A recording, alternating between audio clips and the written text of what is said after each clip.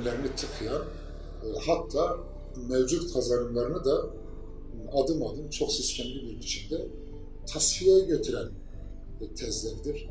Bu nedenle biz doğru buluyoruz. Ama yani diyelim ki Öcalan esaretinden sonra şunu yapabilirdi. Ben işte yoldaşlarıma, halkıma ve örgütüme güveniyorum. Esaret altındayım. Üstelik de Genelkurmay'ın denetiminde bir yerde tutuluyorum. Ben bundan sonra fiilen örgüt yöneticiliği yapmıyorum. Örgütü buradan idare etme mümkün değildir. Ben arkadaşlarıma, partime ve halkıma güveniyorum. Yapsınlar. Ben de irademi onlara tabi kılıyorum diyebilirdi. Şimdi bunların da hiçbiri söylemedi ve ısrarla örgüt oradan yönetildi. Şimdi de sizler de görüyorsunuz. Yeni bir adlandırma. Ne olduğunu bilmiyorum. Örgüt için aldığımız bilgilere göre örgüt yönetimi dahil kimse de hala çok fazla ne olduğunu anlamış değil. Demokratik konfederalizm hayali bir sefer. Yani Kürtler bir sürede bununla aldatılacaklar. Ve Öcalan da kendisini demokratik konfederalizmin başkanı olarak dünyada yürütülen savaşı ve mücadeleyi kendisiyle Bush arasındaki mücadele olarak adlandırdı. Ve örgüt de kendini Komale'nin Kürdistan biçiminde yeniden bu teze göre örgütledi. Zaten örgütün isim değiştirmeleri, tarz değiştirmeleri adeta bir yazboz tahtasına dönüştürüldü. Yani dünyada hiçbir hareket bu kadar ad değiştirme, bu kadar senede bir neredeyse hedef ve program değiştiren, önceliklerini değiştiren konumu düşünmüştür. Bu bile zaten bir hareketi tasfiye etmek için, eğer konsept böyle yansıyorsa, bütün bunlar bile hareketi tasfiye etmek için yeterlidir. Nitekim bugün daha da bildiğimiz kadarıyla 3.500 insan kalmıştır. Biz Güney Kürdistan'a bakıyoruz.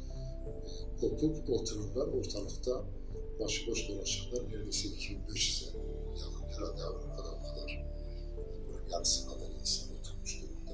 Kadrosuyla cephe çalışan Türkiye devlet Kuzey Kürdistan'da durumundan farklı değil. Üstelik bu kopanların tamamına yakını da içi boşalmış durumda. Siyasetten kopmuş durumda. O çok iddia edildiği gibi bireysel yaşamlarını, özel yaşamlarını da örgütlemeye teklif değil. Ne olanakları buna yetiyor, ne güneyde elde ettikleri imkanlar buna fırsat veriyor. Hepsi bunalım için. Ama o zaman sormak gerekir. Bu örgütün dağdaki kadro yapısı kadar dışarıda oturmuş kadrosu ve yöneticisi varsa bu koparlarda mı suçu aramak lazım? Bu örgütün sisteminde, uygulamalarında, eğitiminde, örgüt tarzında mı bunu aramak lazım?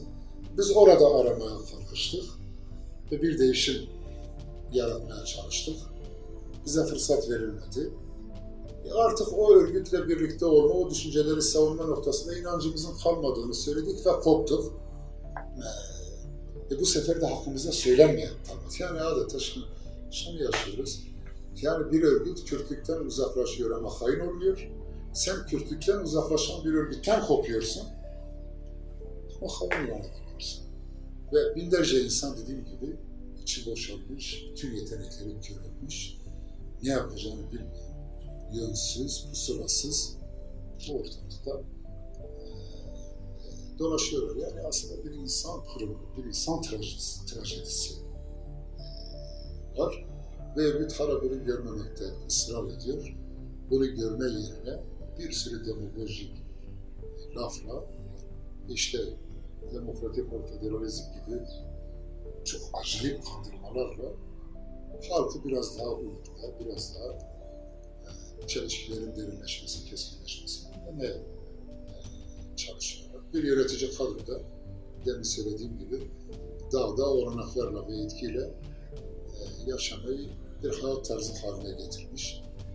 Çoğunun 10-15 yıl ömrü kalmış bizler gibi.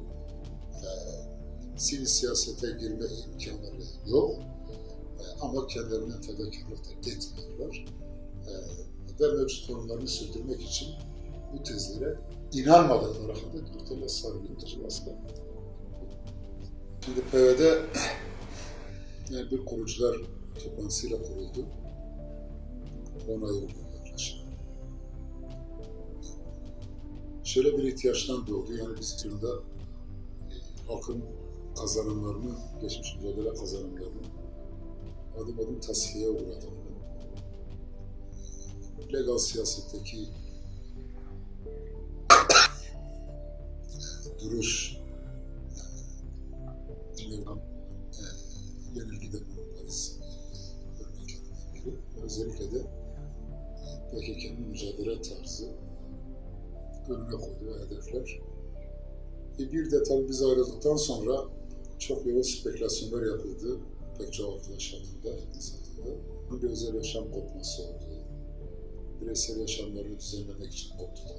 Düşkünlükten tutun, ihanete kadar bir sürü suçlama yapıldı. Bu aynı zamanda ona bir cevap olacaktı. Kopan arkadaşların tamamına yakın siyaset yapmak istiyordu. Kürdistan'da kalmak istiyordu. Şöyle bir çıkma gibi bir niyetleri olmadığını belirttiler tartışmalarda. Ve sonuçta bu kadar eleştiri yapıldığı örgüt içinde bir muhalefet grubu olarak ortaya çıktık. Eleştirilerimiz vardı.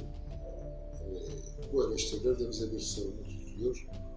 Buna siyasetle Kürt halkının özgürlük davasını sürdürmekle cevap verebileceğimize inandık. Ve bunu ancak bir siyasi mükemmeyle gerçekleşebileceğine inandık. Bu nedenle de tartışmalar sonucunda bir program, tüzük, kararlaşmalar PVD'yi oluşturduk. PVD'yi kurduk. Tabii PVD çok hazırlıklı mı kuruldu? Hayır. Çok iyi bir programla mı kuruldu? O da değil.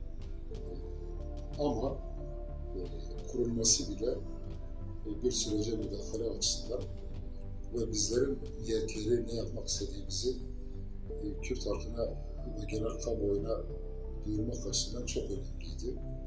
Biz böyle bir adımı attık. Şimdi tabii mantık olarak PVD kendisini demokratik bir hareket olarak değerlendiriyor.